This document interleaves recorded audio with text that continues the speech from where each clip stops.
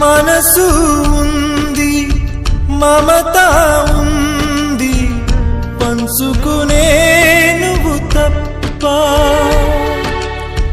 ఊపిరి ఉంది, ఆయువు ఉంది, ఉండాలనే ఆశ తప్ప. ప్రేమంటేనే శాశ్వత విరహం అంతేనా? ప్రేమిస్తేనే సుదీర్ఘ నరకం నిజమేనా? ఎవరిని అడగాలి నన్ను తప్ప? చివరికి ఏమవాలి మన్ను తప్ప?